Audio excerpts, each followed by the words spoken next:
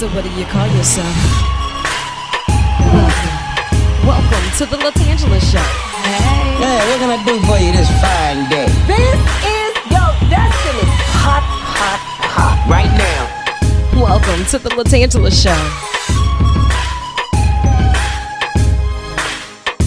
Kick it. Come on in and enjoy yourself. Right now. We gon' party like no one else. Welcome to the LaTangela Show. Got it in my notes. Are you serious?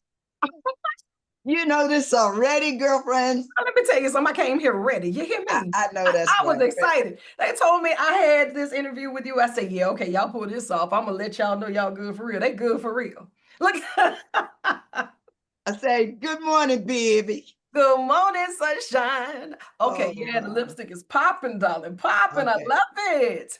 Yeah. And you know what? It does my heart well to be able to have you in the hot seat and on the tan line. You have been contributing to the world of entertainment for many years, and it's fair to say you're still just warming up and you're still at your best.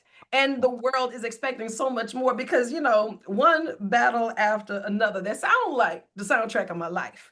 Yeah. And now we're gracing the stage and the screen with yet another edition of a piece of you and the dose that you want to leave in this entertainment industry. Now, how did you know that you wanted to hit the screen and hit the stage and bring these scripts to life as a part of your career path and a part of your journey versus it just being a hobby? Well, guess what? I was in college when I started doing theater. I was a pre-med, a biology major at Maryland State, that's now University of Maryland Eastern Shore. And I did Ennuy's Medea. That's that hell hath no fury as a woman scorned. Right. And the light bulb went on because that's comparable to today. You know, folks want a younger version of you. Mhm. And Medea say, I don't think so. I'm wiping everybody out. And I said, oh my God. And I said, this is what I have to do. Also, I realized that art is a form of healing as Like that. as medicine, as nursing is. So it was a nice transition. So I went to New York to study. And in the 70s, there were many places for me to learn my craft, literally on the job. Then I Right. was blessed to work with unbelievable actors and directors whose careers and people I looked up to. So it was wonderful. And then in my journey, I did Richard Wesley's Mighty Gents on Broadway. So it's a cast of men and one woman. And How about that? for God to bless me to become Rita, wow. And I was nominated my first time out as with Morgan Freeman. So you see, I keep telling people I was a tall cotton, honey, tall cotton. And I started doing film there in New York because producers and casting people would come down to see you in a play, Mhm. get an audition. So I did The Gambler was one of my first ones, and the first Death Wish with Charles Bronson. The Gambler was James Caan and Antonio Fargas. I'm smiling because he was Huggy Bear on shows. And then I was blessed to work with Butterfly McQueen in a children's TV movie, you know. So it just started like that, and just from there. And so I do it because I have to. Because folks said, well, why didn't you play it safe? Mm. I said, I did play it safe. I gambled on Starletta. Right. Mhm. Right. Good That's gamble so far. absolutely. And you know, you were called, you were chosen. Some people they were sent, some just went, and this was a path that was there for you. You know, and to see that you still choose to put bits and pieces of your artistry out there, because there's a level of transparency that comes with it. And knowing that you have such longevity and you have this list of all these accolades, it's to the point now you can look at a script and say, yeah, I'm not about to waste my time, effort, energy. I'm not finna fix my hair, put on my lipstick and go over here for that. So when you Mhm. get to the point of seeing a script now like this, one battle after another, what was it about the script or the producer or the opportunity that made you say, you know what? Starletta might give this a chance. Well, one reason I've never had a casting director come to my home to audition me. I was, someone recommended me. Probably should find out who that was, but someone recommended me, and our casting director came to my home, put me on tape, and then we worked through the scenes that she wanted to see. And then I decided, because it's a huge budget, Yeah. Yeah. but what they wanted to give Starletta wasn't anywhere near what I would have normally gotten. But most of the time during my career, it is always, not most of the time, it has always been about the work. So I do labors of love anyway, just because, I want to continue to do the work, but I want to work with younger, filmmakers. And I just did a thesis project for a student at UCLA, which I'm also a Bruin, did my master's there. Yeah. And when I was approached and said, they told me I got it, and I didn't read the script literally until almost, I think, the day before I was working. So I had the sides to study my scenes. Right. And I prayed about it. And I can also say to your audience, there's no way I could do this without God and Jesus being in my life. Amen. Because it's a difficult business.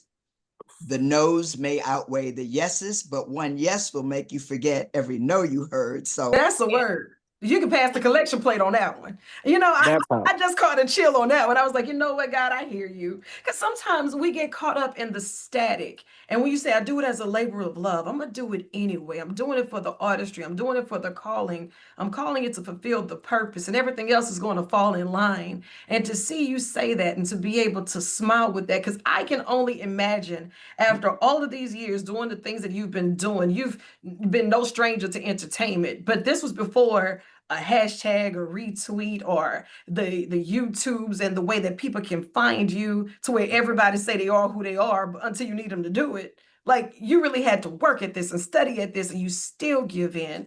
You were on the Jeffersons, you've done Little House on the Prairie. I can only imagine what the sets and times have changed from that process to now. What has been the biggest evolution for you within all of that? one, planting the seeds and watering it for this generation, for them to reap the harvest. And even with me, God has said your latter days will be better than your former days. So I'm looking at this quarter being spectacular. And the young women in the movie, so that's Tiana Taylor, Regina Hall, Chase Infinity, some other wonderful women of color in this movie. It's a diverse film as well, which is great. They told me that they're standing on my shoulders. Yeah. So it's been worth it. All that I had to go through. And there were times when I stopped to go home to take care of my dad and my mom another time. So people said, well, you're throwing your career away. I said, no, I'm honoring my father and my mother, that my days would be long. Amen. And it was important. So I didn't get into this to be rich and famous. If you all respect my work and the legacy that I'm leaving, that you say, wow, her time here wasn't in vain. Right. Her time here was appreciated and respected and loved. Because one of the last things I heard earlier this morning, people quote, he's a good man, Savannah. A good man. He's just in a bad situation. You know, I want to break that out for you, right? He's a good I can't live it down, and it's wonderful because those are my hashtags. Okay. Wait a minute. You know, I'm gonna have to use that. He's a good man, Savannah. Yeah. I love that. And you know what? You have been such a staple in this industry.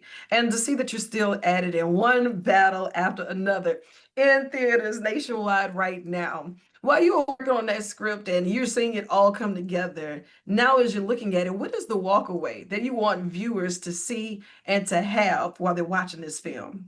Well, number one, it's timely. Number two, that they can appreciate seeing themselves, all backgrounds in this film. It's fast paced, and that in our lives, you had mentioned it earlier, it has been one battle after another, but we survive, we overcome, and we blossom in spite of and because of whatever the chatter, the noise, what we are experiencing right now. This movie speaks to right now. Yeah. And I'm proud of it because we have to find a way through.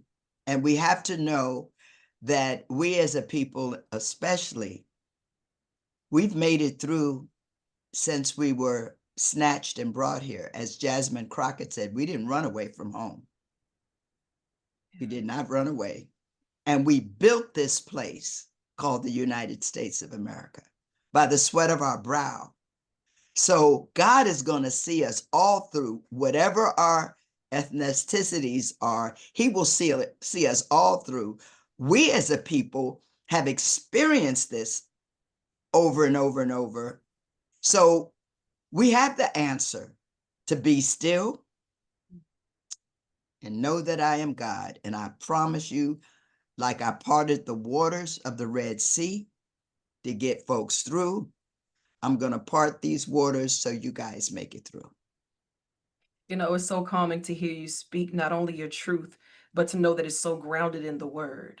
In an industry such as this, it's so fast paced.